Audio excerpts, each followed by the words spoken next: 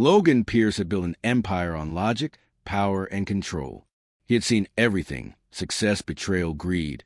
But nothing prepared him for the truth hidden behind 4 black credit cards. The night it began, he stormed into his Denver penthouse, slamming his blazer onto the couch. "I can't take it anymore," he muttered, pacing before the skyline. His assistant of 8 years, Carter Hale, leaned against the marble counter. "What happened this time?" Logan's jaw tightened. She toasted to us getting back together, then took a selfie with her dessert. "I'm not a man to her, Carter. I'm an investment." "It was just dinner," Carter said carefully. Logan stopped pacing. "She said she missed me and my helicopter," in the same sentence. "Nobody sees me anymore, only the money." His voice cracked, rare for a man who wore his wealth like armor. Then suddenly, a spark lit behind his eyes. "No more fake smiles. No more agendas. I'll run an experiment." Carter sighed. "Every time you say that, someone ends up crying." "Not this time. I'll give 4 women unlimited black cards for 3 days. No rules, no limits, and watch who they become." Carter blinked. "You're joking." Belle Summers, Tessa Monroe, Sloane Vesper, Logan ticked them off. "And Nora Bennett." Carter frowned. "Your housekeeper?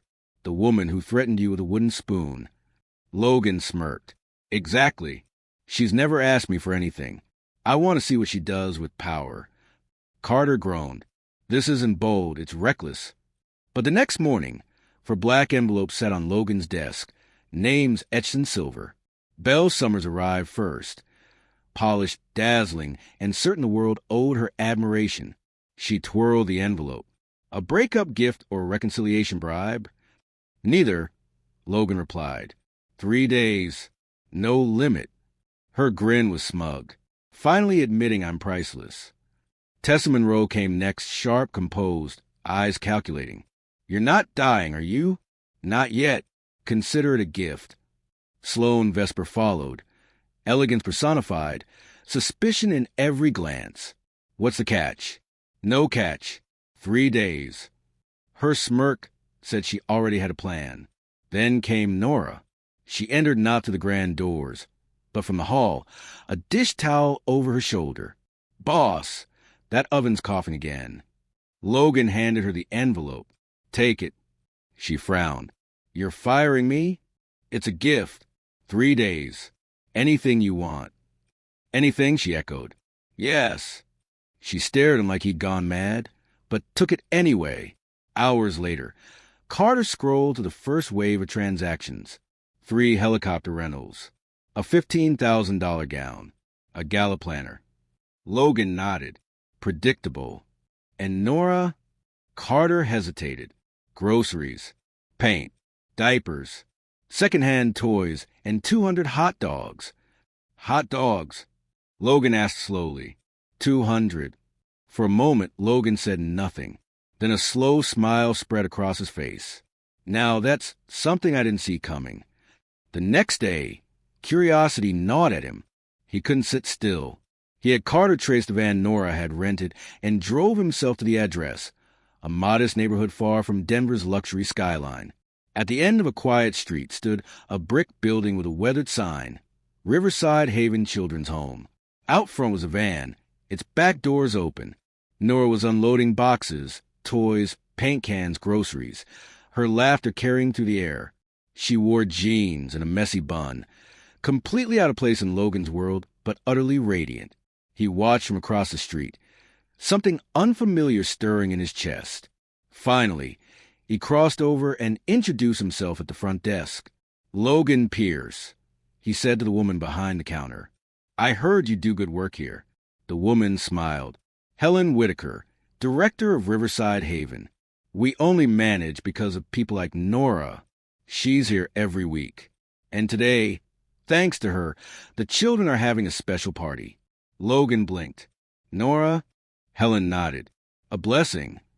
He followed Helen outside and froze at the sight.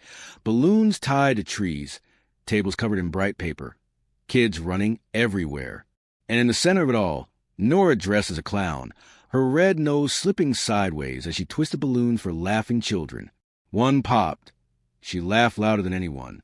Logan leaned against a tree, unable to look away. He had seen people fight for his attention, his approval, his money. Never someone gives so much of themselves without expecting anything back. When Nora spotted him, she froze mid-step. "Mr. Pierce? What are you doing here?" "I heard about the party," he improvised.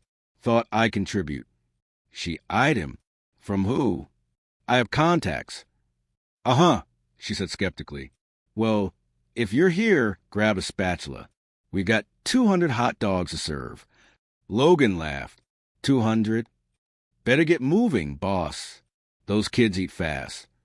Minutes later, the billionaire was behind a grill, burning sausages and staining his shirt. Nora teased him relentlessly. "Ever consider demolition work? Because cooking's not your thing." The children adored him. One boy tugged on his sleeve. "Are you really rich?" "A little," Logan admitted. "Can you buy a dragon?" "Dragons aren't real." "Yes, they are," the boy said. Nora saw one. She winked at Logan, pretending not to hear.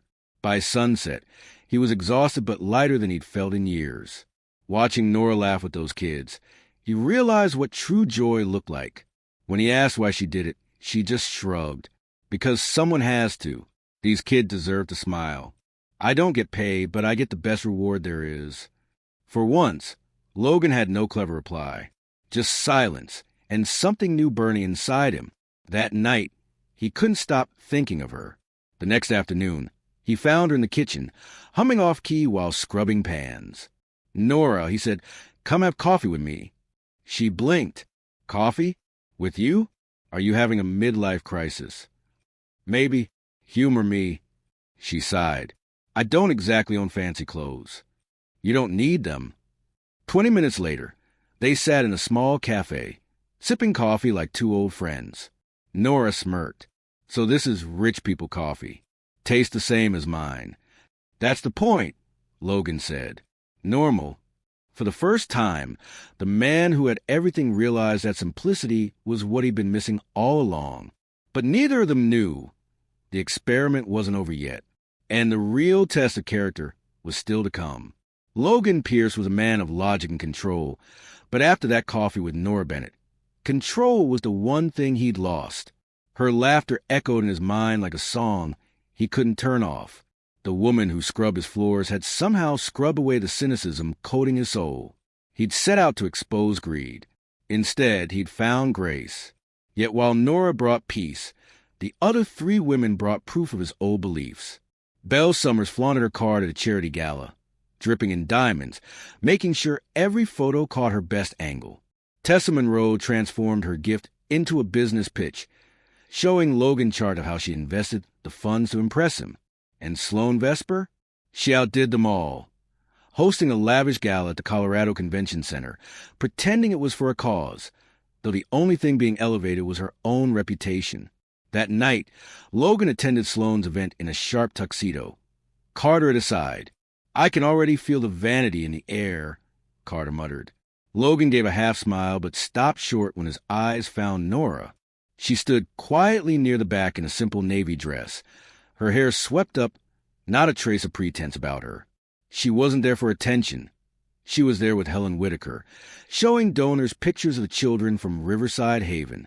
Her sincerity made her glow brighter than any chandelier in the room. Sloane approached Logan, her perfume thick as her smile. "Darling, this is all thanks to you." But Logan wasn't listening. His gaze was fixed on Nora, and for the first time, the man who once measured worth in millions realized he'd been bankrupt in all the ways that mattered. Then it happened. As waiters moved through the crowd, a woman accidentally bumped into Nora, spilling champagne all over her dress. The laughter was low but sharp, and Logan caught the smug curve of Belle's lips from across the room. For a heartbeat, Nora froze, humiliated, clutching the soaked fabric. Before she could retreat, Logan crossed the floor in 3 strides, slipped off his tuxedo jacket, and placed it over her shoulders. His voice carried across the stunned room. "The most important person here isn't the one wearing the most expensive gown," he said, looking at Nora.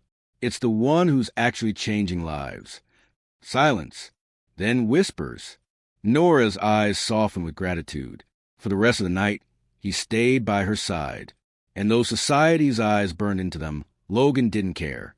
The next morning, the gossip exploded. Headlines screamed, "Billionaire's affair with housekeeper?" Rumors spread faster than wildfire. Whispers of manipulation, blackmail, scandal. Then came the real blow. Local news broke a story accusing Nora of embezzling money from Riverside Haven. Photos of her using the black credit card splashed across tabloids, twisted into evidence of theft. Investors demanded answers. Carter urged caution. "Let it cool down, Logan.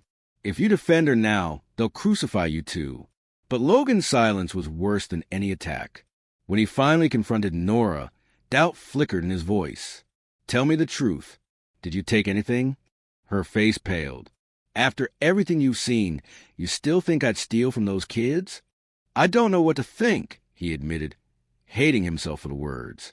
Her jaw trembled, but she held his gaze. "Then there's nothing left to say." She left that night. No anger, no tears, just quiet disappointment. Her apron folded neatly on the counter. And with her absence, the penthouse turned hollow again. Days blurred together. But one thought kept Logan awake. The look in her eyes when she walked away. Carter found him one evening, sitting in darkness. "You know," Carter said softly, "people lie for profit, not for hot dogs and diapers. You saw who she really is." That was enough to break the fog. Logan launched his own investigation, digging through transaction calls and accounts. It didn't take long to uncover the truth. Belle and Tessa had set her up, hiring a private investigator to twist Nora's purchases into scandal and feed the story to the press. Armed with proof, Logan stormed into a meeting at the Mile High Lounge where Denver's elite were gathered, the same people who'd whisper about Nora's betrayal. He threw the documents onto the table. "You all condemned an innocent woman," he said, his voice sharp as steel. "The liars aren't the ones cleaning floors or feeding orphans. They're the ones hiding behind designer labels and charity facades."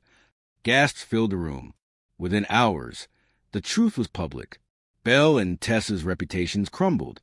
Sloan slipped out of Denver quietly, unwilling to face the fallout. But victory felt hollow. Logan didn't want revenge. He wanted forgiveness. He drove straight to Riverside Haven. The moment he stepped inside, children ran to him, tugging at his sleeves. "Mr. Pierce, Mr. Pierce." And then he saw her. Nora knelt beside a boy with freckles, helping him read. When she looked up and met Logan's eyes, time stopped. "I was wrong," he said simply, "and I'm sorry." She studied him, searching for sincerity. "Do you believe me now?" "I don't just believe you," Logan said, his voice thick. "I want to stand beside you, not as your boss, not as an experiment, as a man who finally understands what matters." Her eyes shimmered. For a long moment, neither spoke. Then, quietly, she smiled. Months passed. The penthouse was no longer silent. Every weekend, children from Riverside Haven filled it with laughter and crayons. Nora's humming echoed from the kitchen, off-key as ever.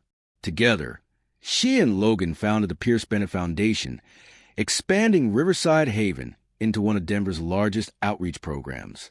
Carter often teased, "You finally made your best investment, boss. Not in stocks, in love." On a warm summer evening, beneath string lights and laughter, Logan and Nora exchanged vows in the courtyard of Riverside Haven. The children sang as a makeshift choir, voices cracking and offbeat but filled with joy.